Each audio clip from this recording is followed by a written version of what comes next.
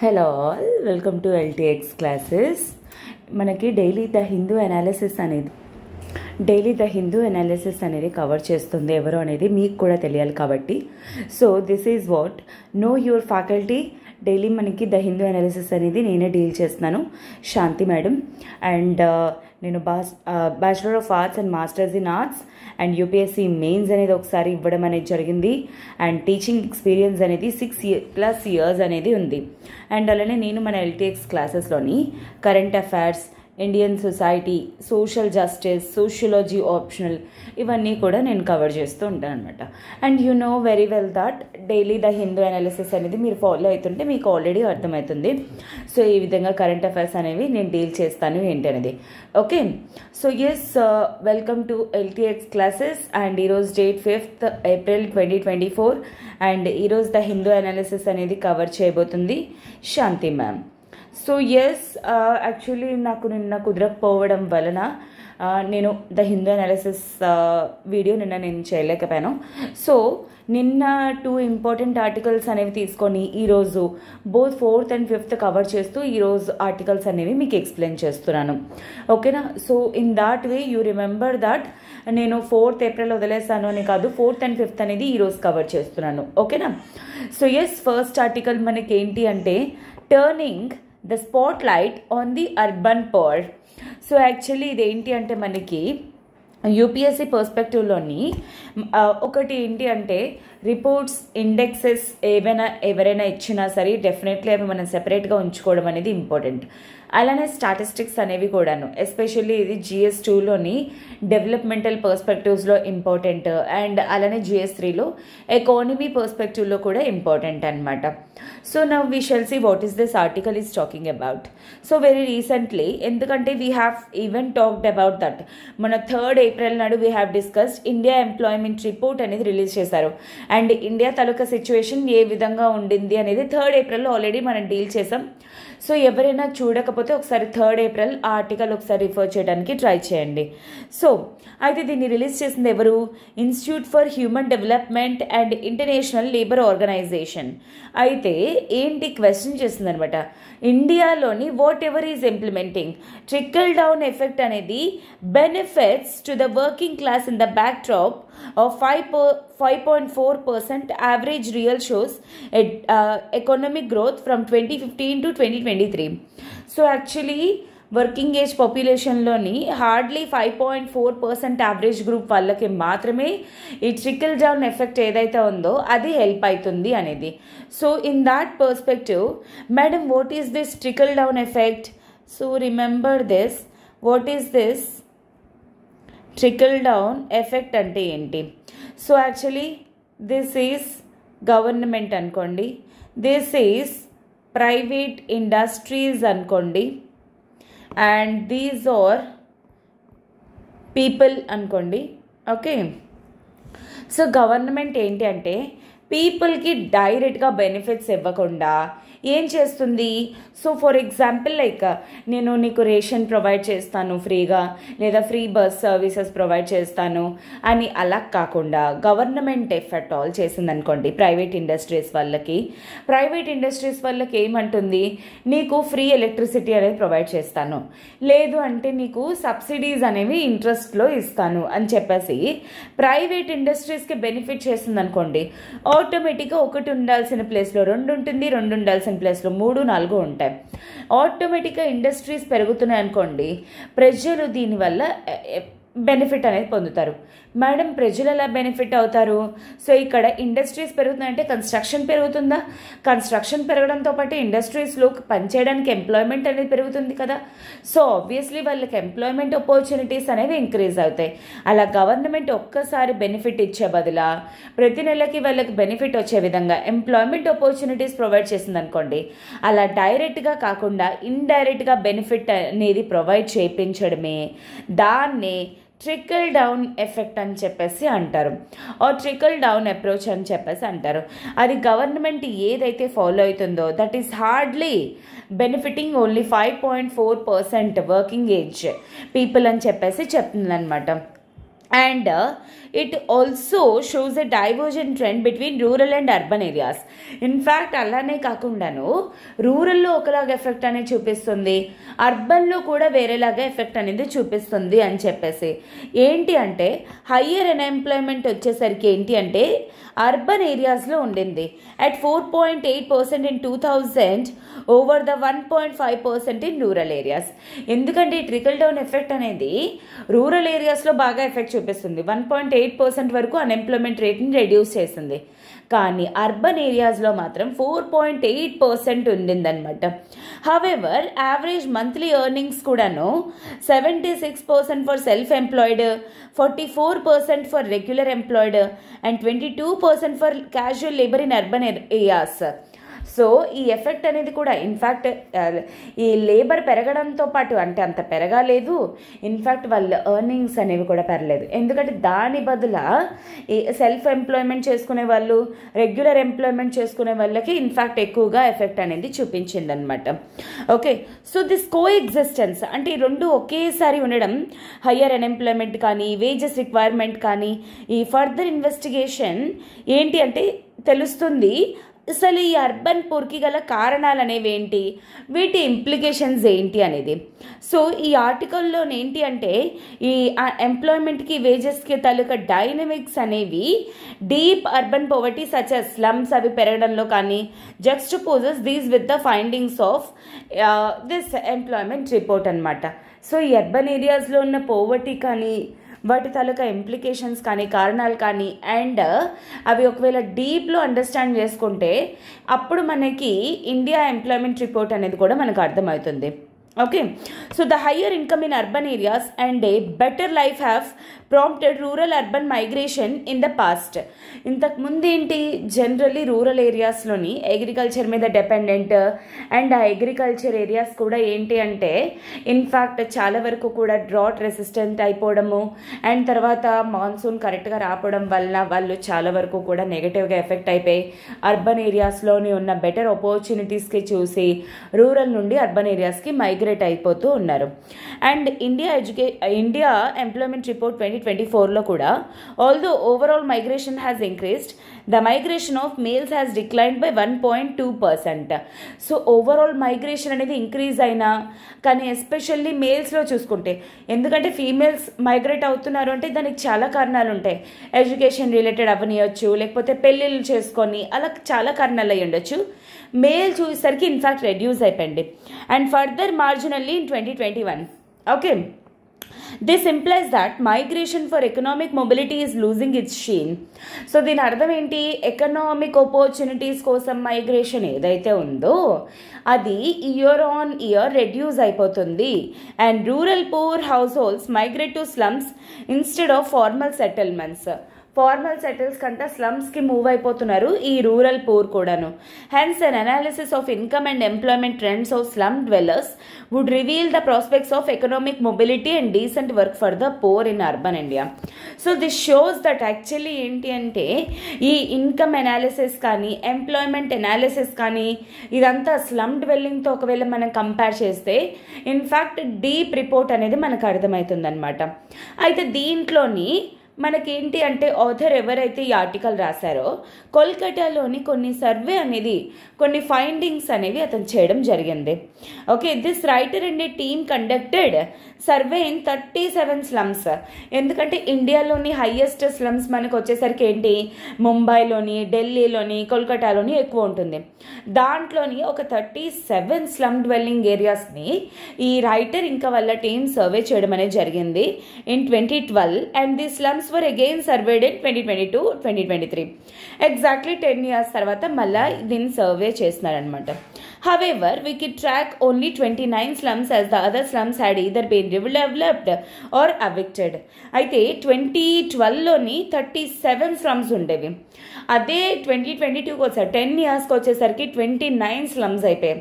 అయితే ఆ మిగతా స్లమ్స్ ఏవైతే ఉన్నాయో కొన్ని రీడెవలప్ చేయడం అనేది జరిగింది, లేదా కొన్ని ఏంటి అంటే అక్కడ నుండి వాళ్ళు వేరే ప్లేసెస్కి మూవ్ అయిపోవడం కూడా జరిగింది. అండ్ అలానే 513 స్లమ్ హౌస్ హోల్డ్స్ అనేవి 2012లోని 396 ఇన్ 2022లోని స్టడీ చేశారనమాట. సో ఓవరాల్ ట్రెండ్స్ అనేది 2012 నుండి అండ్ అలానే 2019 అండ్ ప్రీ COVID-19 నుండి అలానే 2019 to 2022 కంపారిజన్ కూడా తీసుకున్నారనమాట.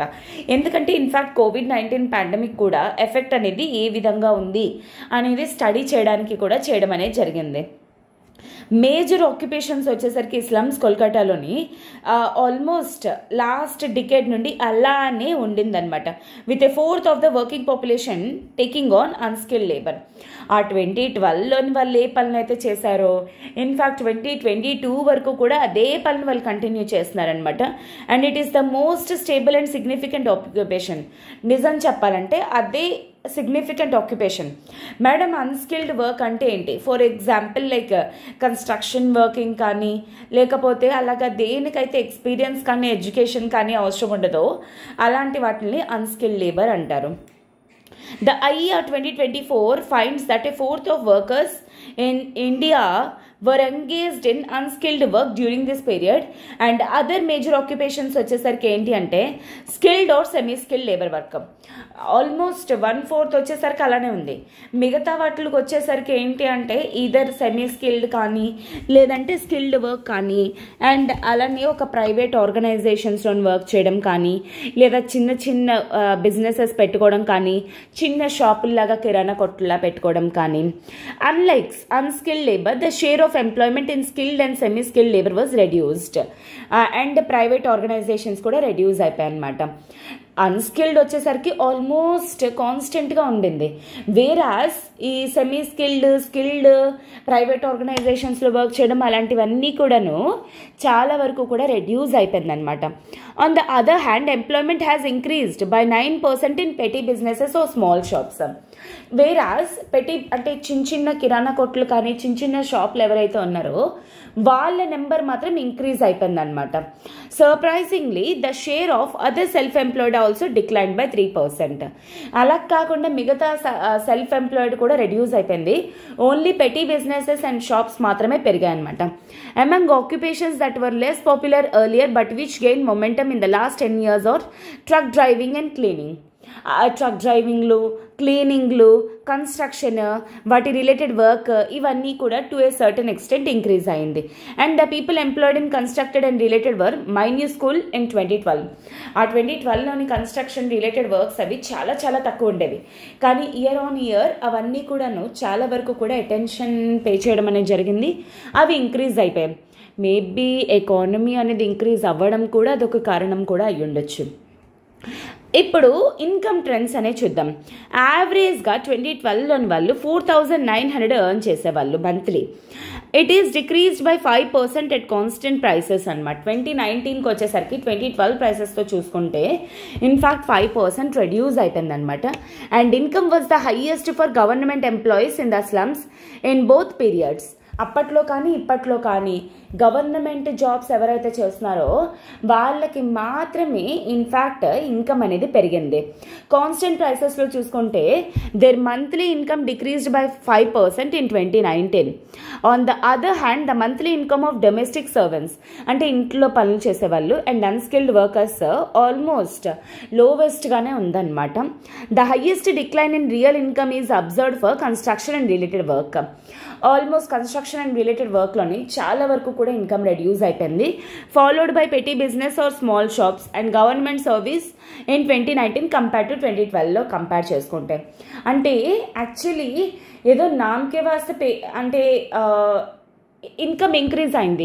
కానీ కాన్స్టెంట్ ప్రైసెస్లో తీసుకుంటే మాత్రం ఇన్ఫ్యాక్ట్ 2012తో కంపేర్ చేస్తే 2019లో కానీ 2021లో కానీ రెడ్యూస్ అయిపోయింది.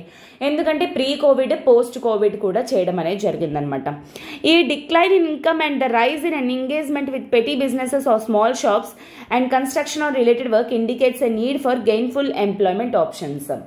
సో వీటిలో పెరగడానికి గల రీజన్ కూడా ఏంటి అంటే చేతి నిండా పని అనేది ఉంచుకోవాలి అనే కాంటెక్స్ట్ తోటి అనమాట. And medium to large shop owners వచ్చేసరికి వాళ్ళ తాలూకా రియల్ ఇన్కమ్ అనేది 26% రెడ్యూస్ అయిపోయింది. అండ్ లేబర్ వర్క్ తాలూకా పాపులారిటీ అనేది can be explain by the rise in real income. కానీ అన్స్కిల్డ్ లేబర్ తాలూకా రియల్ ఇన్కమ్ మాత్రం 33% ఇంక్రీజ్ అయ్యింది. అండ్ ఇదొక కారణం. అలానే అన్స్కిల్డ్ లేబర్ అనేది ఉండడానికి గల కారణం కూడాను. Income of skilled or unskilled labour increased by 12%, but a lesser portion are employed in 2019 compared to 2012. So దీనివల్ల అర్థమవుతుంది ఏంటి అంటే స్కిల్డ్ కానీ సెమీ స్కిల్డ్ లేబర్ కానీ అవి అవైలబిలిటీ అనేది రెడ్యూస్ అయిపోయింది నిజం చెప్పాలంటే. So 2024 shows the same trends అనమాట. ఎంప్లాయ్మెంట్లో కానీ వేజెస్లో కానీ సెల్ఫ్ ఎంప్లాయిడ్ తాలూకా షేర్ అనేది 38.7% నుండి 41.3%కి ఇంక్రీజ్ అయింది ఫర్ మేల్స్ అండ్ 34.5% నుండి 44.8%కి ఇంక్రీజ్ అయింది ఫీమేల్స్ అర్బన్ ఏరియాస్లోని. దిస్ షోస్ దట్ మెన్ కంటే విమెన్ తాలూకా ఎంప్లాయ్మెంట్ రేట్ అనేది ఇంక్రీజ్ అయింది. And their real monthly wages అనేవి కూడాను డిక్లైన్ అయిపోయాయి అనమాట. అండ్ రెగ్యులర్ వర్కర్స్కి కూడాను in fact but increased for casual labour. Okay, ఎంత ఇంక్రీజ్ అయింది. This implies that the economic transition observed reflection of the transformation happening in urban slums. This shows that economy అనేది slum ఏరియాస్లో ఏ విధంగా change అవుతుంది. నేను చెప్పాను కదా ఇందాక మీకు, ఎకానమీ అనేది చేంజ్ అవుతుంది ఆబ్వియస్లీ. ఒకప్పటికంటే ఇప్పుడు ఎకనామికల్ సిచ్యువేషన్స్ కానీ ఎకనామికల్ ఆక్యుపేషన్స్ కానీ అవన్నీ కూడా చేంజ్ వచ్చాయన్నమాట. Interestingly the fall in slum income of the highest income earners government servants is accompanied by doubling of the real income. The lowest income earners domestic servants వల్ల కానీ అవన్నీ కూడా reduce అయిపోయాయి అనమాట వాటన్నిటితో కంపేర్ చేస్తే. So this shows that general downfall అనేది ఇన్కమ్లోనే కాకుండా ఆ డిఫరెన్సెస్లో కూడా ఇన్ఫ్యాక్ట్ రెడ్యూస్ అయిపోయింది. Other statistical measures show a fall in inequality in slums. In fact ఇంకా కొన్ని మెషర్మెంట్స్ కానీ తీసుకున్నట్లయితే ఓవరాల్ చూసుకుంటే 2012 నుండి 2019 కానీ 2021 ప్రీ కోవిడ్ అండ్ పోస్ట్ కోవిడ్లోని ఓవరాల్ స్లమ్స్ అనేవి డిక్రీజ్ అయ్యాయి. And gender composition different occupations వచ్చేసరికి కోల్కతాలోనే ఏంటి అంటే percentage of women in the work force has declined అనమాట కంపేర్ టు 2012. హవెవర్ ఐఈఆర్ మాత్రం ఏం చెప్తుందంటే 1.6% ఇంక్రీజ్ అయ్యింది అనేది వర్క్ ఫోర్స్ అనేది. This may be due to an increase in female work force participation in non slum rather than in slum areas. దీనివల్ల అర్థమవుతుంది ఏంటి అంటే స్లమ్స్లో కాకుండా నాన్ స్లమ్స్లోని ఫీమేల్ తాలూకా వర్కింగ్ రేట్ అనేది ఇంక్రీజ్ అయ్యి ఉండొచ్చు. ఎందుకంటే వీళ్ళ సర్వే ప్రకారంగా ఫీమేల్స్ తాలూకా స్లమ్ ఏరియాస్లోని డిక్రీజ్ అయింది. ఓకే, ఆ ఈఆర్ అనేది ఓన్లీ స్లమ్స్లో చేయరు. వీళ్ళ సర్వేని స్లమ్స్ అంటే ఐఈఆర్ని కంపారిజన్ అనేది చేస్తున్నారనమాట. అలానే క్యాజువల్ వర్క్ అనేది కూడా ఇంక్రీజ్ అయిందనమాట. Comparison of the IER 2024 and our survey data shows that casual work అనేది రైజ్ అయింది, ఎస్పెషల్లీ లేబర్ వర్క్ అనమాట. Because due to increasing wages. ఎందుకంటే క్యాజువల్ వర్క్లోని వేజెస్ అనేవి పెరిగాయి కాబట్టి వాటిలోని ఇన్ఫ్యాక్ట్ వర్క్ ఫోర్స్ అనేది ఇంక్రీజ్ అయిందనమాట. హవెవర్ క్యాజువల్ వర్క్ వచ్చేసరికి ఏంటి అంటే సబ్స్టాండర్డ్ వర్క్ కండిషన్స్ అనమాట. ఎటువంటి సోషల్ సెక్యూరిటీ ఏం లేకుండా. On the contrary self employment వచ్చేసరికి బిజినెస్ కింద is rising but without a commensurate rise in income. Even though self employment పెరుగుతున్నా ఇన్కమ్ అనేది మాత్రం వాళ్ళకి ఏం పెరగట్లేదు. It projects a ground well low income petty business people in slums. This shows that actually business people ఏ విధంగా స్లమ్స్లో run అవుతున్నాయి అని. And slum women could not march with the overall rising trends of female work force participation in urban areas. So non slum ఏరియాస్తో compare చేసుకుంటే slum areas వాళ్ళు women వాళ్ళు compete చేయలేకపోతున్నారు. And with the reduction of inequality income also leading the urban to deeper poverty. In fact దీనివల్ల slum ఏరియాస్లోని పూర్గా ఉండేవాళ్ళు ఇంకా డీప్ పోవర్టీలోకి వెళ్ళిపోతున్నారు. అందుకే higher income in urban area compared to rural India does not delineate the urban poor's economic mobility and quality work. Even though rural poor to compare cheste urban poor taluka situation, because of these reasons actually rural poor to compare cheskunte urban poor taluka conditions ఇంకా negative adverse అయిపోతున్నాయి. అందుకే more public support అనేది urban ఏరియాస్లో కావాలి.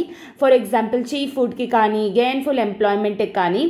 And అలాంటి declining male migration during 2008 దానివల్ల అంటే in fact ఈ మైగ్రేషన్ తగ్గిపోవడం కూడా అదే చెప్తుందనమాట. Gross value added GDP in agriculture, forestry, fishing అవంతా కూడాను లో రేట్లో ఇంక్రీజ్ అవుతున్న compare to other sectors along with negative employment growth. In fact other sectors పోలిస్తే ఇవి ఇంకా బెటర్ అవుతున్నాయి. అంటే ప్రైమరీ సెక్టర్ నుండి focusing more on rural non farm would be imperative. ఎందుకంటే రూరల్ ఏరియాస్లోనే అగ్రికల్చర్ కాకుండా ఇంకేదైనా పని చేసుకొని ఉండిపోదాంలే అనే సిచ్యువేషన్లోకి అనే థాట్లోకి వెళ్ళిపోతున్నారు అనమాట. And the views expressed out personal completely వీళ్ళ ఫైండింగ్స్, వీళ్ళ survey basis. And this is what actually and statistics అనేవి. ఎందుకంటే జనరల్లీ అందరూ కూడా అనుకునే థీమ్ ఏంటి అంటే రూరల్ పోవర్టీ అనేది చాలా దారుణంగా ఉంటుంది కంపేర్ టు అర్బన్ పోవర్టీ.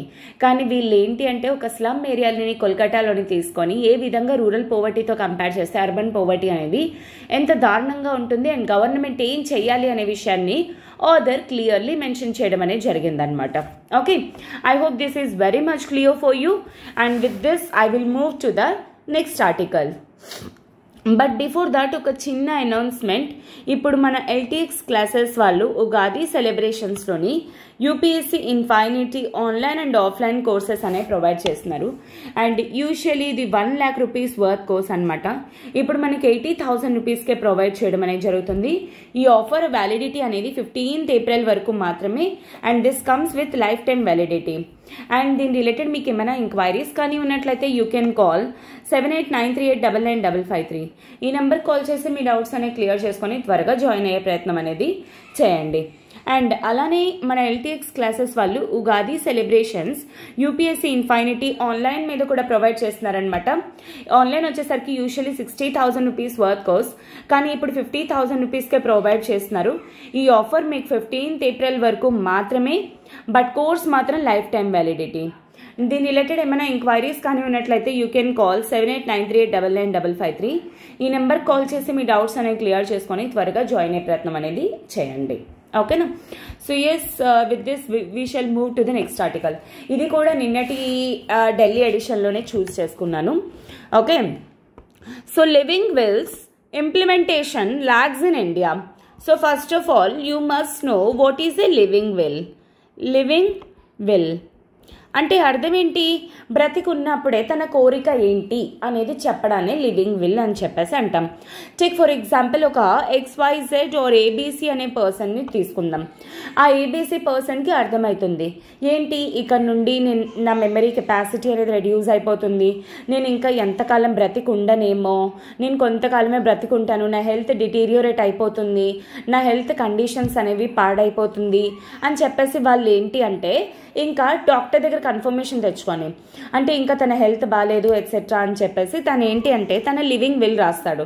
అంటే ఫర్ ఎగ్జాంపుల్ తనకి ఏవైతే అసెట్స్ కానీ ఏవైతే ఉంటాయో అండ్ తన విల్ అనేది ఆర్ విష్ అనేది ఏంటో అంటే ఒక పేపర్ మీద రాస్తారనమాట.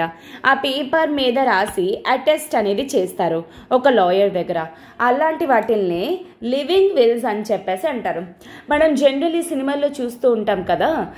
ఫర్ ఎగ్జాంపుల్ లైక్ కొంతమంది ముసలోళ్ళు ఏంటి అంటే నా ఆస్తి కేవలం ఇలా చేస్తేనే నా కూతురికి వెళ్తుంది, నా ఆస్తి ఇలా చేస్తేనే కేవలం నా మనవడికి ఆర్ మనవరాలకి వెళ్తుంది, నా కొడుకులకి ఇలాగ షేర్ చేయండి, నా కూతుర్లకు కూడా కొంచెం ఇవ్వండి అని అట్లా రాస్తారు కదా. That is called as living will అనమాట.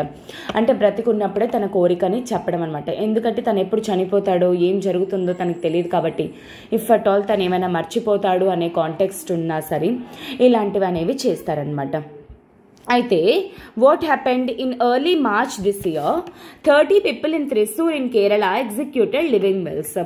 ఆల్మోస్ట్ 30 people మార్చ్ ఎండింగ్లోని కేరళలోని 30 లివింగ్ విల్స్ అనేవి ఎగ్జిక్యూట్ చేశారనమాట. Living wills have been legal since 2018. ఇండియాలోని ఇవి లీగల్ కేవలం 2018 నుండే. when the Supreme Court of India created a process to allow terminally ill patients. So actually 2018 నుండే సుప్రీం కోర్టు ఎవరైతే ఇంకా అంటే లైక్ ఇల్ అనేది అంటే ఒంట్లో బాగోకపోవడం అనే సిచ్యువేషన్ స్టార్ట్ అయిందో అప్పటి నుండి ఇవి స్టార్ట్ చేయడం అనేది జరిగిందనమాట. With no hope of cure, ఇంకా క్యూర్ అనేది లేదు. To withhold or withdraw treatment and die with dignity. So వాళ్ళు ఏంటి అంటే ఇంకా ఫ్యూచర్లో వాళ్ళ ట్రీట్మెంట్ అనేది ఆపేస్తారు, బికాజ్ ఎటువంటి క్యూర్ అనేది లేదు. సో దాట్ అతను ఏంటి అంటే డిగ్నిటీ తోటి చచ్చిపోతారు కాబట్టి. Since patients may not be able to communicate their wishes for a variety of reasons. So అటువంటి పర్టికులర్ టైం పీరియడ్లో వాళ్ళ కోరికలు ఏంటి అనేవి వాళ్ళు చెప్పలేరు కాబట్టి, ఇంక్లూడింగ్ లైక్ అన్కాన్షియస్ అయి ఉండొచ్చు, లేదా డెమెన్షియా అంటే అర్థం ఏంటి, మర్చిపోతుండడం అనమాట, మతిమరపు అంటారు కదా. Living wills allow them to take choices about future medical care. So అవేంటి అంటే అందుకే లివింగ్ విల్స్ అనేవి వాళ్ళ ఫ్యూచర్లో మెడికల్ కేర్ ఎట్లా ఉండాలి, వాళ్ళ కోరికలు అనేవి ఏంటి అనేవి లివింగ్ విల్స్ ప్రాపగేట్ చేస్తారు అనమాట. 6 years after the judgment, however, the court's process is unavailable in most of India. Even though 6 ఏళ్ళు అయిపోయిన ఈ జడ్జ్మెంట్ అనేది వచ్చి చాలా వరకు కూడా ఇండియాలోని చాలా కోర్ట్స్ ఈ లివింగ్ విల్స్కి ఒప్పుకోవట్లేదు అనమాట. Officials remain unlikely to implement the procedure without direct orders and guidance from state governments. చాలా వరకు కూడా స్టేట్ గవర్నమెంట్స్ తాలూకా పర్మిషన్ లేకపోవడం వల్ల, వాటి గైడెన్స్ అనేవి లేకపోవడం వల్ల కూడా కొన్ని ఏరియాస్లోని ఇంప్లిమెంట్ చేయట్లేదు. When the court created the process, so court అనేది ప్రాసెస్ స్టార్ట్ చేసినప్పుడు ఇది అవ్వదేమో అంటే ఇది జరిగే పని కాదు అనిపించింది. అండ్ అలానే అదొక కాంప్లెక్స్ ప్రొసీజర్. ఎందుకంటే court worried that unscrupulous persons who wish to inherit or otherwise grab the property of the patient might abuse the process. It created elaborate bureaucratic procedures as safeguards. So courts ఎంత కాంప్లెక్స్గా ఎందుకు చేశారంటే, maybe వీళ్ళ ఆస్తుల కోసం కానీ, వాళ్ళకున్న properties మీద వాళ్ళ పిల్లలు కానీ మనవలు కానీ అలా వాళ్ళు ఏమైనా కోరికతోటి వాళ్ళని అబ్యూస్ చేస్తారు అనే కాంటెక్స్ట్ తోటి సో ఇది బ్యూరోక్రటైజ్ చేసేయడం అనేది జరిగింది. అంటే ఖచ్చితంగా గవర్నమెంట్ ఇన్వాల్వ్ అయ్యే విధంగా చేయడం జరిగింది. వన్ పర్టికులర్ రిక్వైర్మెంట్ వచ్చేసరికి living wills must be countersigned by a judicial magistrate. ఎందుకంటే ఆ లివింగ్ విల్లోని ఆ పర్సన్తో పాటు ఇన్ఫ్యాక్ట్ ఆ పర్టికులర్ ఏరియాలోని జ్యుడిషియల్ మ్యాజిస్ట్రేట్ తాలూకా సైన్ అనేది ఉండాలి. Was too much of a burden. So ఇది హైలీ బర్డెన్ అనమాట. జ్యుడిషియల్ మ్యాజిస్ట్రేట్తో సైన్ తెచ్చుకోవడం అనేది చాలా కష్టమైన procedure. Predictably few living wills were executed in the first 5 years after the judgment. కేవలం ఫస్ట్ 5 yearsలో మాత్రమే ఇంప్లిమెంట్ చేశారు. January 2023లో the court recognise that requiring a judge to countersign each living will impaired if not completely defeat the objective of its judgment and streamline the procedure. So 2023 జాన్యువరిలో last year జాన్యువరిలో ఏం చెప్పారంటే ప్రతి దాని మీద కూడా sign చేయడం అనేది యాక్చువల్లీ ప్రాసెస్ని టిపికల్ చేస్తుంది, ఇంకా కష్టతరం చేస్తుంది అని చెప్పేసి. Under the streamline procedure living wills have to be signed in the presence of 2 witnesses. In fact 2 సాక్షులు ఉన్నప్పుడు attested before a notary or a gazetted officer. In fact ఏదైనా లాయర్ దగ్గర ఆర్ నోటరీ దగ్గర అటెస్టేషన్ కూడా తెచ్చుకోవాలి. అండ్ తర్వాత కంపీటెంట్ ఆఫీసర్కి ఇది ప్రొవైడ్ చేశారనమాట. అది కూడా local government who will act as a custodian. So వాళ్ళకి కస్టోడియన్గా ఉండే పర్సన్స్కి. If the patient becomes terminally ill and does not have decision making capacity the treating doctor is to authenticate the living will. So in fact అది custodian దగ్గర ఉన్న వాళ్ళు ఇంకా వాళ్ళ హెల్త్ డిటీరియరేట్ అయిపోయినా అప్పటికి కూడా డాక్టర్ తాలూకా పర్మిషన్ అనేది ఉండాలన్నమాట. ఆ డిజిటల్ హెల్త్ రికార్డ్స్ అనేవి ప్రొవైడ్ చేసి and however local governments generally designate custodians for living wills వాళ్ళ తాలూకా యాక్సెప్టెన్స్ అనేది కూడా తీసుకొని అండ్ వాళ్ళు కూడా కొన్నిసార్లు కరెక్ట్గా చేస్తారు అనేది కూడా లేదనమాట. మహారాష్ట్రలోకి వచ్చేసరికి పిల్ అనేది చేశారనమాట హైకోర్ట్ ఆఫ్ బాంబేలోని. And with the result that Maharashtra appointed 417 కస్టోడియన్స్ని అపాయింట్ చేసింది స్టేట్ వైడ్.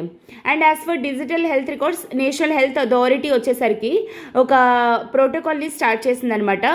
లివింగ్ విల్స్ ఏవైతే ఉంటాయో వాటిని ఒథెంటికేట్ చేసే విధంగా త్రూ డిజిటల్ హెల్త్ రికార్డ్స్ ద్వారా. అంటే ప్రతిసారి హాస్పిటల్స్కి వెళ్ళి అవన్నీ కాపీస్ తెచ్చుకొని అవన్నీ చేయడం అంటే చాలా టఫ్ కాబట్టి. Making a living will does not automatically imply that it will be given effect.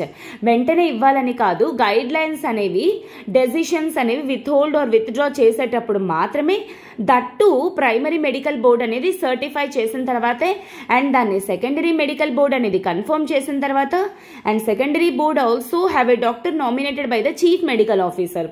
అది కూడా ఒక చీఫ్ మెడికల్ ఆఫీసర్ని అపాయింట్ చేసిన తర్వాతే.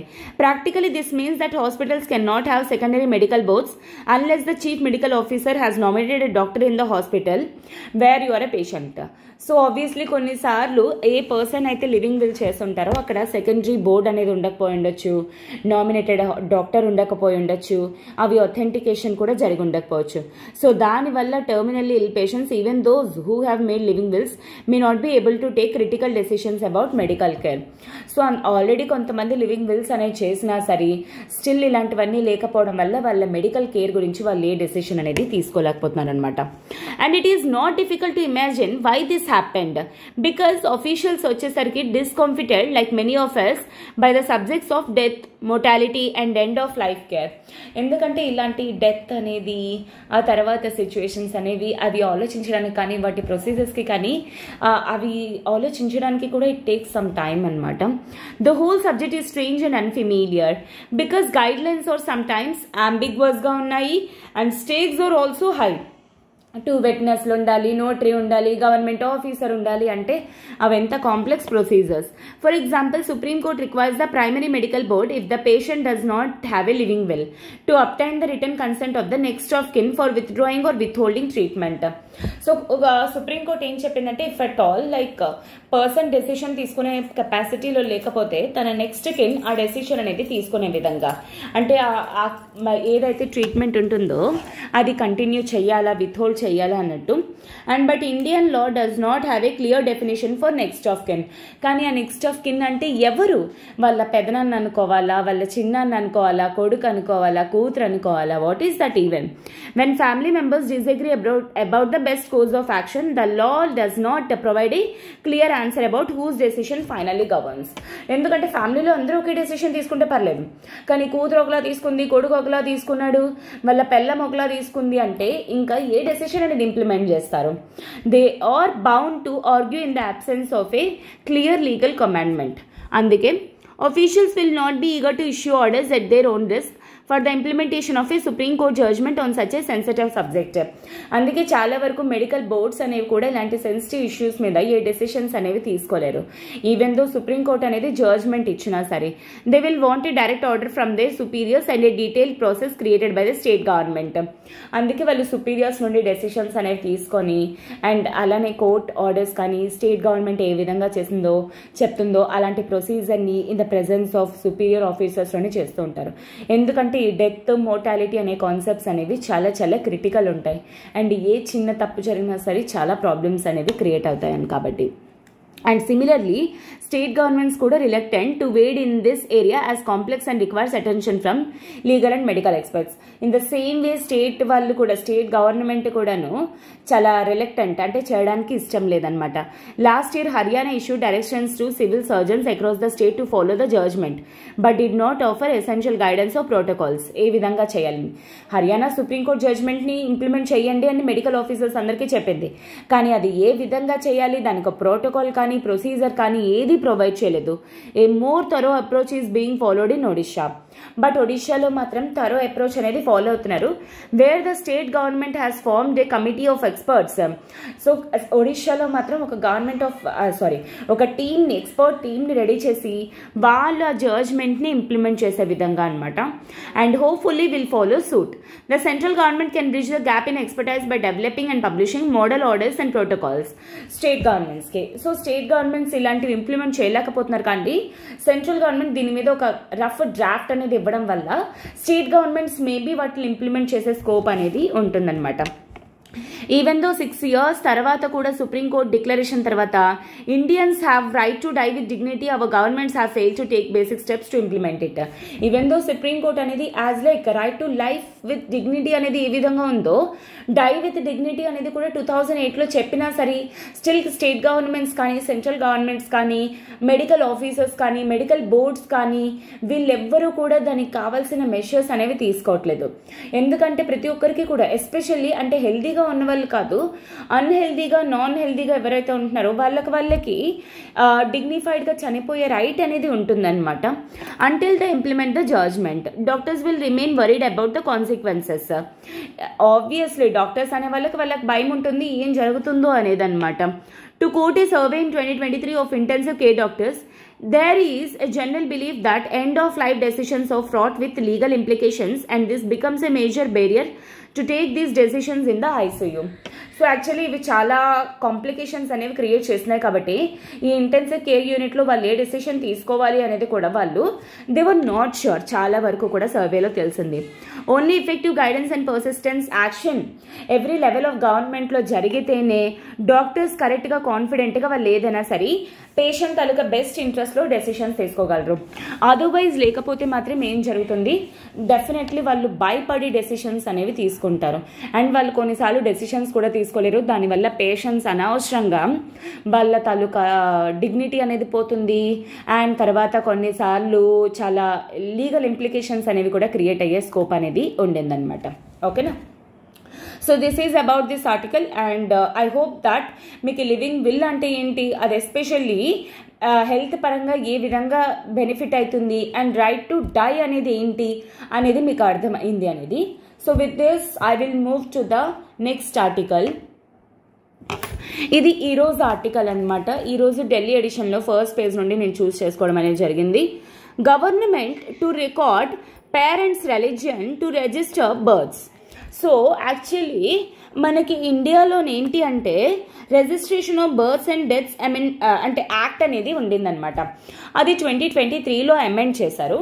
సో బిఫోర్ దట్ అమెండ్మెంట్ దీని ప్రకారంగా ఏంటి అంటే ఎప్పుడైనా సరే ఒక పర్సన్ పుట్టాడు అనుకోండి, అంటే ఒక ఫ్యామిలీలోని ఒక అబ్బాయి లేదా ఒక అమ్మాయి పుట్టారనుకోండి. సో వాళ్ళ తాలూకా బర్త్ సర్టిఫికేట్ అనేది తెచ్చుకునేటప్పుడు వాళ్ళ ఫ్యామిలీ తాలూకా రిలీజియన్ ఏంటి అనేది రాస్తారు. కానీ లాస్ట్ ఇయర్ గవర్నమెంట్ ఇది అమెండ్ చేసి ఏంటి, నాట్ జస్ట్ ఫ్యామిలీదే కాకుండా both mother and father taluka separate columns అనేది క్రియేట్ చేసింది. ఫర్ ఎగ్జాంపుల్ మదర్ వచ్చేసరికి ఏబీసీ రిలీజియన్, ఫాదర్ వచ్చేసరికి XYZ రిలీజియన్. సో దాట్ ఏంటి అంటే ఎవరు అంటే ఇంటర్ రిలీజియస్ మ్యారేజెస్ కానీ ఆర్ అలానే ఇంటర్ రిలీజియస్ ఫెయిత్స్ కానీ అలాంటివి ఏమైనా ఉన్నాయేంటో తెలుసుకోవడానికి మేబీ ఐ గెస్. సో ఆర్టికల్లో ఏమి ఇవ్వలేదు, మీరు అనవసరంగా deviate అయిపోకండి. When registering the birth of a child, parents will now be required to separately record the religion of the father and mother. So ఇప్పుడు ఏంటి అంటే ఫాదర్ది మదర్ది సెపరేట్ కాలమ్స్లోని వాళ్ళ రిలీజన్ని మెన్షన్ చేయాలి. According to model rules drafted by the home ministry తాలూకా గైడ్ లైన్స్లో మనకు తెలిసింది అదనమాట. And these rules will have to be adopted and notified by the state governments before they will be implemented. So central government ఏదైతే చెప్పిందో union home affairs minister, దాన్ని state governments అందరూ కూడా ఇంప్లిమెంట్ చేయాలన్నమాట. అండ్ అది ఎలా ఇంప్లిమెంట్ చేస్తున్నారు ఏంటి అనే విషయాన్ని వాళ్ళు డెఫినెట్లీ సెంటర్కి ముందుగుండా చెప్పాలన్నమాట. Only the families religion was recorded in birth registers. The proposed form number 1 birth report will expand the column requiring a tick mark selection for the religion of the child to now also state the religion of father and religion of mother. ఇంతకు ముందు కేవలం ఫ్యామిలీది mention చేసేవాళ్ళు, కాకపోతే అది ఇప్పుడు ఆ columns అనేవి increase చేసి ఫామ్లో ఇంక్రీజ్ చేయడం అనేది జరిగింది. Similar changes have been made for parents of an adopted child. ఇది applies not just to the birth of a child but also adopted child కూడాను బర్త్ సర్టిఫికేట్ కానీ ఆ రిజిస్ట్రేషన్స్ కానీ చేస్తున్నప్పుడు. ఓకే, అండ్ అంటే ఇది దేనికోసం, నేషనల్ పాపులేషన్ రిజిస్టర్ తయారు చేసినప్పుడు కానీ, ఎలక్టరల్ రోల్స్ కానీ, ఆధార్ కార్డు కానీ, రేషన్ కార్డ్ కానీ, passport, driving licence, property registration, ఇంకా అదర్ డేటాబేసెస్ ఏవైనా సరే నోటిఫై చేయడానికైనా ఇది హెల్ప్ అయ్యే విధంగా అనమాట. So according to the law which become effective October last year, all reported births and deaths in the country are to be digitally registered through the centre's portal for civil registration system. In fact దీని నుండి కూడా వాళ్ళు record చేసుకోవచ్చు అనమాట. And digital birth certificates అనేవి కూడా issue చేస్తారు. Will become a single document to prove the date of birth. In fact ఇప్పుడు ఆఫ్లైన్ ప్రొసీజర్ కాకుండా ఆన్లైన్ ప్రొసీజర్ కూడా through central registration process. And దాంట్లో కూడా సేమ్ అది లాస్ట్ ఇయర్ 2023 అక్టోబర్ 1 నుండి ఇంప్లిమెంట్ చేయడం అనేది జరుగుతుంది. అండ్ దీన్ని చేసేది కూడా office of registrar general of India RGI, and it works under the ministry of home affairs. has proposed substituting the existing forms relating to the registration births, deaths, birth and adoptions, medical certificate, cause of death, ఇవన్నీ కూడా change చేయాలనుకుంటున్నారు. In fact అవన్నీ కూడా very soon change అయిపోయే scope అనేది కూడా ఉండిందనమాట. ఓకేనా? And in fact ఇప్పుడు యాక్చువల్ కాజ్ ఆఫ్ డెత్ అనేది కూడా మెన్షన్ చేయాల్సి వస్తుంది డెత్ సర్టిఫికేట్ అనేది తెచ్చుకునేటప్పుడు కూడా. సో ఇప్పుడు బర్త్ సర్టిఫికేట్ కానీ ఏవైనా తెచ్చుకోవాలంటే చాలా కాంప్లెక్స్ ప్రొసీజర్స్ చేసేస్తున్నారనమాట. But whatever there in the article that we must know. ఇప్పుడు ఏంటి అంటే simply you must know that ఇంతకు ముందు వరకు కూడా ఫ్యామిలీ రిలీజన్ కావాలి, బట్ ఇప్పుడు మాత్రం both father and mother religions అనేవి చాలా ఇంపార్టెంట్ అనమాట. ఇన్ఫ్యాక్ట్ వేటికైనా సరే వాళ్ళ ఫ్యూచర్లో ఏవైనా ఆధార్ కార్డులు కానీ రేషన్ కార్డులు కానీ ఏవి కావాలన్నా సరే ఇవన్నీ చెక్ చేస్తారు. ఆన్ దాట్ బేసిస్ ఆ వైలెటస్ పే స్కోప్ అనేది కూడా ఉంటుందన్నమాట. సో అందుకే and this shows that I don't know whether this is a secular process or a non-secular process అనేది. బట్ చాలా మంది అంటారు మేడం ఇక్కడ సెక్యులర్ కానీ నాన్ సెక్యులర్ అనే డెసిషన్ తీసుకోవాల్సిన అవసరం ఏముంది, it is just simply that ఈ పర్టికులర్ రిలీజన్ అయితే ఇండియాలో ఉండకూడదు, ఈ పర్టికులర్ రిలీజన్ అయితే ఇండియాలో పుట్టకూడదు అని ఏం లేదు కదా అని. బట్ థింక్ డీప్లీ ఇది ఏ విధంగా ఇంపాక్ట్ అవుతుంది అనేది. So now the government will come to no, ఎందుకంటే ఈ టోటల్ డేటా అనేది వాళ్ళ దగ్గరే ఉంటుంది కాబట్టి. సో ఎంతమంది ఏ పర్టికులర్ రిలీజన్ అనేది క్లియర్లీ వాళ్ళకి అర్థమవుతుంది. ఆన్ దాట్ బేసిస్ అపోజిషన్ పార్టీతో పోల్చుకుంటే గవర్నమెంట్స్కి ఎడ్జ్ అనేది ఉంటుంది పీపుల్ తాలూకా రిలీజన్ అనేది తెలుసుకోవడం విషయంలో. And now they can do even religious politics also. So this is actually my point of view. దీన్ని మీరు సెక్యులర్ అంటారా నాన్ సెక్యులర్ ప్రాసెస్ అంటారా అనే విషయాన్ని నాకు కింద కామెంట్ బాక్స్లో మీరు మెన్షన్ చేయండి. This is just to know about your views, okay. అంతేకాని నేను మిమ్మల్ని క్రిటిసైజ్ చేయడం కాదు, నా ఒపీనియన్ని మీరు క్రిటిసైజ్ చేయాలని కాదు. This is just my point of view. And me point of view అనేది ఏంటో అనేది కింద కామెంట్ బాక్స్లో పెట్టండి విత్ అంటే ఇన్ఫ్యాక్ట్ దానికి గల కారణం అనేది కూడా నాకు మెన్షన్ చేయండి. So that I will come to know different perspectives ఏంటి అనేది, ఓకేనా. So as this has appeared in first పేజ్లో అనమాట. అందుకే I thought that this should be definitely covered. And moving to the next article, that is revisit the sections of Bharatiya Nyaya Sanhita. So actually మనకి ఏంటంటే ఇంతకుముందు IPC Indian penal code అని and అలానే criminal procedure code అని చెప్పేసి ఉండేవి. వాటిల్ని ఏంటి అంటే భారతీయ న్యాయ సంహిత అండ్ భారతీయ నాగరిక న్యాయ సంహిత అని చెప్పేసి మార్చేశారనమాట. అవి ఆ పేర్లు మార్చడంతో పాటు ఏవైతే కొలోనియల్ టైం పీరియడ్లో ఏవైతే ఉండేవో ప్రజెంట్ రిలవెన్స్ ఏదైతే లేదో అలాంటివన్నీ తీసేసి ప్రజెంట్ ఉన్న అప్డేటెడ్ క్రైమ్స్ని యాడ్ చేసి వీటిల్ని చేంజ్ చేయడం అనేది జరిగిందనమాట. అయితే దీంట్లో ఈ భారతీయ న్యాయ సంహిత ఏదైతే ఉందో దాంట్లోని కొన్ని సెక్షన్స్ అనేవి యాక్చువల్లీ చాలా డిస్టర్బింగ్గా ఉన్నాయి అని ఆథర్ మెన్షన్ చేశారు. అందుకే ఐ థాట్ దట్ ఇవి ఏ సెక్షన్స్ అనేవి మీరు తెలుసుకోవాలి అనేది. అండ్ ఆల్సో నేను ఈ ఆర్టికల్ అనేది కవర్ చేసిన తర్వాత కూడా మీరు కూడా ఒక్కసారి దీన్ని స్టడీ చేయడానికి ట్రై చేయండి. ఎందుకు అంటే దీంట్లో clearly sections has been mentioned. మీరు అవి వేరేగా రాసుకోవడానికి ట్రై చేయండి. ఇఫ్ అట్ ఆల్ ఫ్యూచర్లో మనకి యూపీఎస్సీలో డైరెక్ట్ క్వశ్చన్స్ అనేవి అడిగితే we should not miss out those, okay. So central government has notified July 1st, 2024 నుండి అంటే ఇయర్ July 1st నుండి కూడాను ఈ 3 criminal laws IPC, CrPC, Indian evidence act ఇవన్నీ కూడా చేంజ్ అవ్వబోతున్నాయి అనమాట. And will come in to effect. దాంట్లోని section 106 subsection 2 of ఈ బిఎన్ఎస్ 2023 ఏదైతే ఉందో అది మ్యాక్సిమం 10 years ఇంప్రిషన్మెంట్ అనేది ఇస్తుంది. ఇఫ్ అట్ ఆల్ ఎవరైనా సరే ఫ్యాటల్ యాక్సిడెంట్స్ కానీ చేసినట్లయితే and if the accused person escapes without reporting to the police or magistrate అయితే has been put on hold. అది హోల్డ్లో ఉండిందనమాట ప్రజెంట్. అంటే ఇప్పుడు ఫర్ ఎగ్జాంపుల్ లైక్ ఒక పర్సన్ ఎవడో యాక్సిడెంట్ని చేశాడు, వాడు రిపోర్ట్ చేయకుండానే వాళ్ళు ఎస్కేప్ అయిపోయారనుకోండి, వాళ్ళకి 10 ఏళ్ళు జైలు శిక్ష అంటాం, ఓకేనా. సో దాన్ని హోల్డ్లో పెట్టారు. And the ministry of home affairs వచ్చేసరికి ప్రెస్ స్టేట్మెంట్లో చెప్పారు దట్ డెసిషన్ టు ఇంప్లిమెంట్ ఈ 106 సబ్సెక్షన్ 2 అనేది would be taken up after discussions with All India Motor Transport Congress. ఈ డెసిషన్ అనేది All India Motor Transport Congress వాళ్ళతో discuss చేసిన తర్వాత దాన్ని ఇంప్లిమెంట్ చేయాలా లేక వద్దా అనేది డిసైడ్ అవుతారు అనేది. And this was prompted by A strike by truck drivers who alleged that the provision was too harsh అంటే ఎక్కువగా ఇంపాక్ట్ అయ్యేది ట్రక్ డ్రైవర్సే. సో ట్రక్ డ్రైవర్స్ ఏమంటున్నారంటే this is like very harsh అని చెప్పేసి. And besides the pending decision with regard to this 106 subsection 2, it will be pertinent for the central governments to reconsider a few more provisions. So ఈ particular పర్స్పెక్టివ్లో కేవలం ఇది ఒక్క section అనే కాదు, ఇంకొన్ని sections కూడా ఉన్నాయి which are very very disturbing in the nature. అవే వచ్చేసరికి ఏంటి అంటే పెటీ ఆర్గనైజ్డ్ క్రైమ్. ఇంతకీ పెట్టి అంటే ఏంటి, ఆర్గనైజ్డ్ క్రైమ్స్ అంటే ఏంటి, ఆ పదాన్ని కూడా వీళ్ళు ఎక్స్పాండ్ చేయలేదన్నమాట. సో దాన్ని 112లోని థెఫ్ట్ కింద, అండ్ థెఫ్ట్ అంటే ఏంటి అనేది సెక్షన్ 303 subclause 2లోని అండ్ 2 subsections of 143లోనిను హ్యూమన్ ట్రాఫికింగ్ గురించి మెన్షన్ చేయడం అనేది జరిగిందనమాట. ఇవి గుర్తుపెట్టుకోవడానికి ట్రై చేయండి. సెక్షన్ 143 దేని డీల్ చేస్తుంది, సెక్షన్ 303లో ఏంటి, 112లో ఏంటి అనేది. అండ్ 106(2) అనేది రీకన్సిడరేషన్తో పాటు దీని 2 reasons వల్ల ఈ రీకన్సిడరేషన్ అనేది ఇంపార్టెంట్. ఫస్ట్ వచ్చేసరికి increase in sentence for 5 to 10 years. Indian penal కోడ్లో 5 years మెన్షన్ చేసింది, భారతీయ న్యాయ సంహితలో 10 years చేసేసారనమాట ఆఫ్ ఇంప్రిషన్మెంట్. దట్టు జస్ట్ వాళ్ళు వెళ్ళిపోవడం వల్ల, బికాస్ ఆ ఇన్సిడెంట్ని వాళ్ళు చెప్పలేదు కాబట్టి. And there is no other provision in the law with similar consequences. It is not even a case of saving the persons who might have been grievously injured and in need of medical assistance.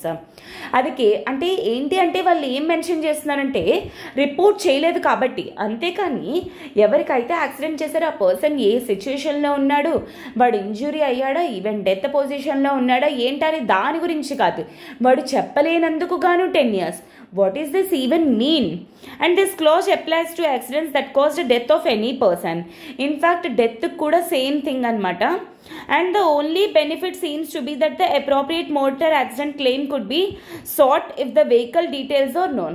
And ఇంకొకటి ఏంటి అంటే ప్రాపర్గా vehicle details తెలిస్తేనే ఎవడు చేశాడు ఏంటి అని తెలుస్తుంది, అదర్వైజ్ ఎవడు చేశాడో కూడా తెలీదు. అండ్ దీనివల్ల ఇంకా ఎస్కేప్ తాలూకా కండిషన్స్ అనేవి కూడా ఇంక్రీజ్ అయిపోతాయి. సెకండ్ వచ్చేసరికి ఈ క్లాజ్ అనేది చాలా conflicting with the fundamental right of prohibition and self incrimination. ఎందుకంటే మన కాన్స్టిట్యూషన్లోని ఆర్టికల్ 20 అనేది ఉందన్నమాట. ఎవడు కూడా వాళ్ళకి అగెయిన్స్ట్గా ఎవడు కూడా ఎవిడెన్స్ అనేది ప్రొవైడ్ చేయడు. ఎస్ నేనే ఈ థెఫ్ట్ చేశాను, ఎస్ నేనే ఈ మర్డర్ చేశాను అనేది అది ఫండమెంటల్ రైట్ వయోలేషన్ అనమాట. సో ఈ సెక్షన్ ఏదైతే ఉందో దాన్ని ఆర్టికల్ 23 subclause 3ని కూడా వయోలేట్ చేస్తుంది అనేది ఆథర్ చెప్తున్నారనమాట. ఎవడెవడు కూడా వాళ్ళకి అగెయిన్స్ట్గా విట్నెస్గా ఉండరనమాట. Even supreme court of India కూడాను నందిని సత్పతి వర్సెస్ పిఎల్ ధనీ కేసులో కూడాను ఈ ఆర్టికల్ 23 తాలూకా స్కోప్ని కూడా ఇంక్రీజ్ చేయడం అనేది జరిగిందనమాట. And held that compelled testimony వచ్చేసరికి ఏంటి అంటే నాట్ జస్ట్ ఫిజికల్ థ్రెట్సే కాకుండా ఈవెన్ మెంటల్ థ్రెట్స్ అనేవి కూడా. For example psychic threats like torture కానీ, ఓవర్ బేరింగ్ కానీ, ఇంటిమిడేటరీ మెథడ్స్ కానీ అలాంటివి ఏం చేసినా. అండ్ ఇప్పుడు ఏదైతే ఈ క్లాజ్ అనేది ఇంక్రీజ్ చేశారో 10 yearsకి, దిస్ షోస్ దట్ వీళ్ళు ఏంటి అంటే సైకిక్ థ్రెట్ అనేది ప్రొవైడ్ చేస్తున్నారు అనేది. And so that enhanced punishment may not qualify the test of constitutionality. So అందుకే ఇది దీనికి అగెయిన్స్ట్గా ఉండింది అని చెప్పేసి ఆథర్ మెన్షన్ చేస్తున్నారనమాట. అండ్ కొత్త ఒఫెన్స్ అనమాట పెటీ ఆర్గనైజ్డ్ క్రైమ్ అనేది యాడ్ చేశారు. హ్యాస్ బీన్ ఇంట్రడ్యూస్డ్ సెక్షన్ 112లో అనమాట. Here whoever being a member of a group or gang, గ్రూప్లో మెంబర్ అయినా గ్యాంగ్ అయినా సరే సింగిల్గా ఆర్ జాయింట్లీ కానీ ఎవరైనా సరే ఏదైనా థెఫ్ట్ కానీ, స్నాచింగ్ కానీ, చీటింగ్ కానీ, అనాథరైజ్ సెల్లింగ్ ఆఫ్ టికెట్స్ కానీ, లేదా బెట్టింగ్ కానీ, గ్యాంబ్లింగ్ కానీ, పబ్లిక్ ఎగ్జామినేషన్ క్వశ్చన్ పేపర్స్ని అమ్మేసిన or other similar crime activities అనేవి చేసిన అవన్నీ కూడా పెట్టి ఆర్గనైజ్డ్ క్రైమ్స్ వస్తుంది అనేది. And any other similar criminal acts అంటే what is that even criminal acts meaning ఏంటి? థెఫ్ట్ని క్రిమినల్ యాక్ట్ని ఒకే విధంగా మెన్షన్ చేస్తారా? And offences not defined in the BNS such as unauthorised selling of tickets కానీ, selling of public examination question paper కానీ ఇవన్నీ కూడా ఎనీ స్పెషల్ యాక్ట్తో ఇన్ఫ్యాక్ట్ లింక్ అయ్యి కూడా లేవు. However phrase any other similar criminal act అంటే అర్థం ఏంటి? Of the section is more indefinite and open ended. అంటే దేన్నైనా సరే దీంట్లో పెట్టియొచ్చు. While theft and snatching prescribed imprisonment of up to 3 years section 303లో మెన్షన్ చేసినట్టు, theft in a dwelling house వచ్చేసరికి may go up to 7 years and theft after preparation made for causing death కానీ hurt కానీ అవన్నీ చేసిన తర్వాత ఒకవేళ అయితే అవి ఇన్ఫాక్ట్ 10 years వరకు కూడా వెళ్ళే స్కోప్ అనేది ఉంటుంది. దాని రిలేటెడ్ సెక్షన్ 307లో మెన్షన్ చేశారు. Similarly cheating provides imprisonment from 3 years to 7 years. అదేవిధంగా స్నాచింగ్ కూడా అనమాట 318లో మెన్షన్ చేసింది. Therefore, what will fall within the range of any other similar criminal acts? అంటే ఇంకా ఈ క్రిమినల్ యాక్ట్స్ అంటే అర్థం ఏంటి? ఈజ్ అన్స్పెసిఫైడ్, చెప్పలేదు. Similar criminal activities could include criminal breach of trust కానీ, క్రిమినల్ మిస్అప్రోప్రియేషన్ ఆఫ్ ప్రాపర్టీ కానీ, రిసీవింగ్ స్టోలెన్ ప్రాపర్టీ కానీ అవన్నీ అయి ఉండొచ్చు. However the sentence for these offence varies 2 years నుండి 10 years వరకు. Obviously, offense punishable with up to 10 years of imprisonment cannot be called as petty crime. 10 years వరకు కూడా ఒకటికి శిక్ష ప్రొవైడ్ చేస్తున్నాడు అంటే దాన్ని చిన్న క్రైమ్ అని ఎట్లా అంటాం? How can you even call that as a petty crime? Particularly when the maximum sentence provided for petty organized act is 7 years. Therefore, unless specific maximum sentence ane prescribe చేసినంత వరకు this provision may not be stand the scrutiny of the Supreme Court. అందుకే in fact అది సుప్రీంకోర్టుకి అగెయిన్స్ట్గా కూడా ఉంటుంది. Unless and until petty organised crime అంటే ఎంతవరకు మ్యాక్సిమం లిమిట్ అనేది మెన్షన్ చేయకపోతే. అలానే in fact it is important to mention that section 66A ఏదైతే ఉందో ఐటీ యాక్ట్ ఆఫ్ 2000లోనమాట ఇన్ఫ్యాక్ట్ సుప్రీంకోర్టు స్ట్రక్ డౌన్ చేసేసింది Shreya Singhal versus union of India కేసులో 2015లో. సో సిమిలర్లీ ఇది కోర్టుకి కానీ వెళ్తే కాన్స్టిట్యూషనాలిటీ టెస్ట్ అనేది ఫెయిల్ అయిపోతుంది కాబట్టి దాన్ని కూడా కొట్టేసే ప్రమాదం అనేది ఉండింది. So used in the section to be open ended, undefined and vague. Similar కారణాల వల్లే దాన్ని సుప్రీంకోర్టు కొట్టేసింది అనమాట. Property theft as specific value. Third, the offense of theft వచ్చేసరికి provided for under provision 2 subsection 2 of subsection 303 వచ్చేసరికి BNS needs to be revisited. అవే కాకుండా ఈ sections ని కూడా చూడాలన్నమాట.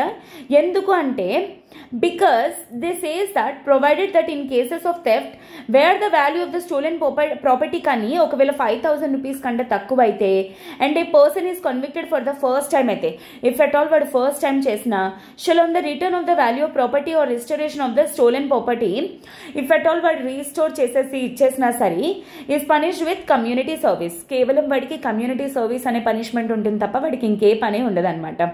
ఈ ఫస్ట్ స్కెడ్యూల్ BNS వచ్చేసరికి categorise offenses under this category as non-cognizable. Non-cognizable అంటే అర్థం ఏంటి? వాళ్ళని అరెస్ట్ చేయరని చెప్పేసి అనమాట. Okay. And in fact making a theft of any movable property like 5,000 కంటే ఒకవేళ నాన్ కాగ్నైజబుల్ అయితే may reduce the work load of the police. ఎందుకంటే పోలీస్ తాలూకా పని అనేది రెడ్యూస్ చేయడానికి. This may raise some complications because both legal and practical కూడాను. First వచ్చేసరికి సిటీస్లో టౌన్స్లోని చాలా వరకు కూడా 5,000 rupees కంటేను may not impact the pocket of a well off a person. వాడికి ఒకవేళ 5,000 రూపాయలు పోయినా సరే వాడికే పెద్ద ప్రాబ్లం అయ్యి ఉండకపోవచ్చు. కానీ డైలీ వేజ్ ఎర్నర్స్ లైక్ వాళ్ళు రోజుకు 200 సంపాదిస్తున్నారు, 100 సంపాదిస్తున్నారు, వాళ్ళు 5,000 రూపాయల కంటే తక్కువ అంటే ఒకవేళ 5,000 రూపాయలు ఎవరైనా దొబ్బేశారనుకోండి, సో వాళ్ళు ఏ కోర్టుకి వెళ్ళగలరు, ఏ కేసుకి ఏ పోలీస్కి వెళ్ళగలరు అనమాట. Think of a student. అలానే ఒక స్టూడెంట్ పరిస్థితి ఆలోచించండి. వాడి బైసికల్ అనేది ఎవడో దొంగతనం చేసేసాడు అండ్ పోలీస్ అనేవాళ్ళు ఈ ఫస్ట్ కేసు కాబట్టి తీసుకోవడానికి ఇష్టపడట్లేదు. He may not be able to afford approaching a court for justice. వాడు ఆ చిన్నపిల్ల డెఫినెట్లీ కోర్టు దాకా వెళ్ళడు ఆ చిన్న బైసికల్ కోసం.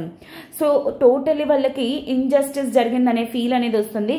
అండ్ మనకు తెలిసిన విషయమే బైసికల్స్ అనేవి ఇప్పుడు వెల్ఫేర్ స్కీమ్స్లో గట్ట గవర్నమెంట్స్ అనేవి ప్రొవైడ్ చేస్తున్నారు బికాజ్ స్కూల్ ఎడ్యుకేషన్ అనేది వాళ్ళకి అవ్వడానికి.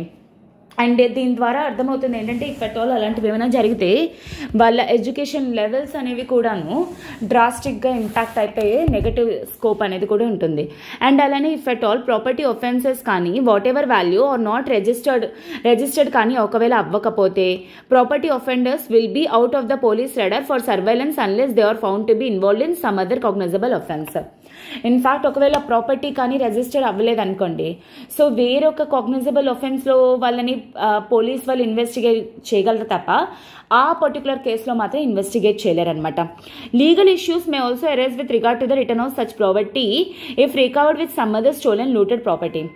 అవే కాకుండా లీగల్ ఇష్యూస్ కూడా అరైజ్ అవుతాయన్నమాట. అండ్ అదే కాకుండా ఇఫ్ అట్ ఆల్ 5,000 రూపీస్ కంటే ఒకవేళ తక్కువ అయితే వాల్యూ అనేది is not returned or restored by the convict వచ్చేసరికి the only option available with the court will be award imprisonment which may extend up to 3 years.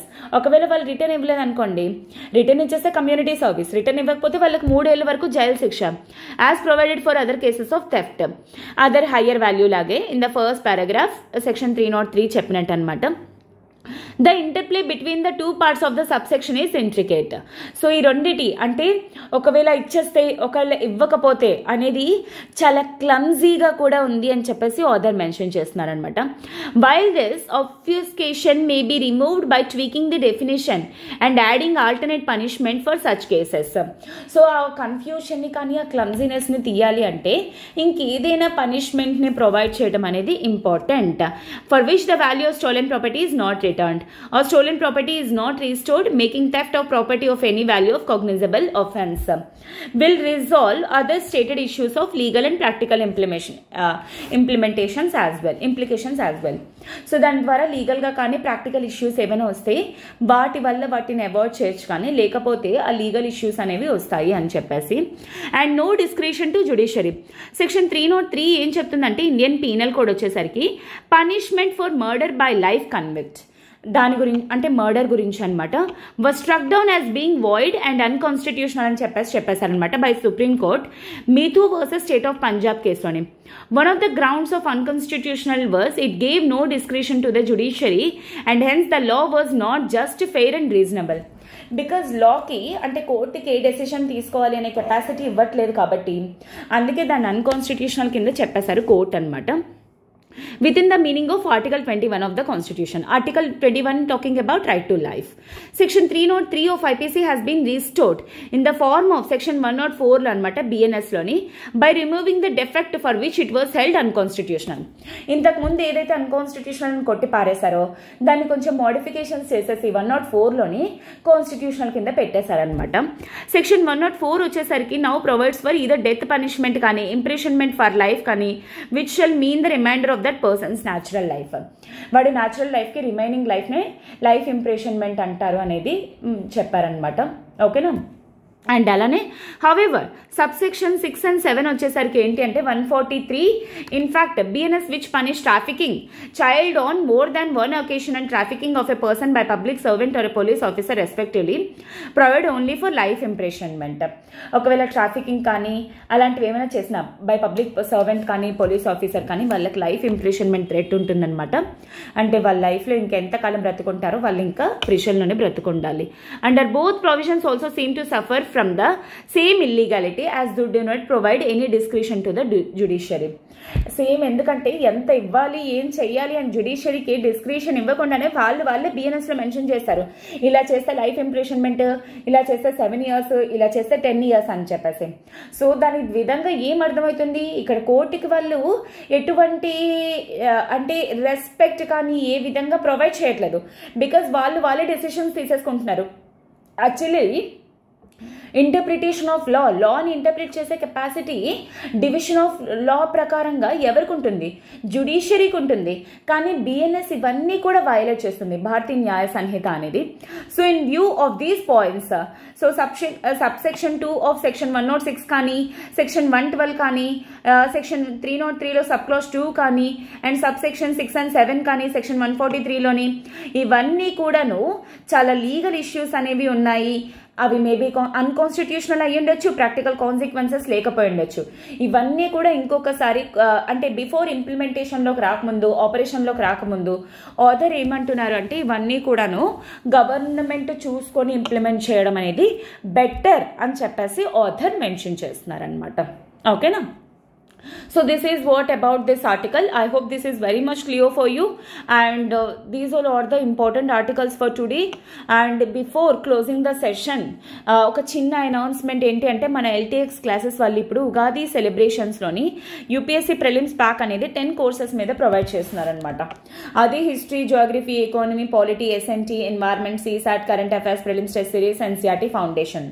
So usually ఇవన్నీ కూడా తీసుకోవాలంటే 50,000 rupees worth course, కానీ present Ugadi ఆఫర్లోనే మనకి 25,000 రూపీస్కే provide చేయడం జరుగుతుంది.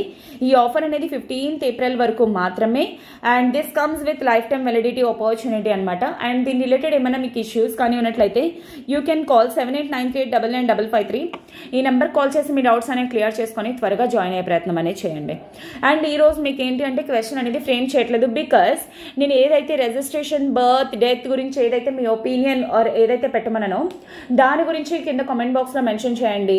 And ఈ భారతీయ న్యాయ సంహిత గురించి కూడా, ఈ బిఎన్ఎస్ గురించి కూడా ఆథర్ చెప్పింది కరెక్టా కాదా అనేది కూడా మీరు ఒకసారి ఎనలైజ్ చేయడానికి కూడా ట్రై చేయండి.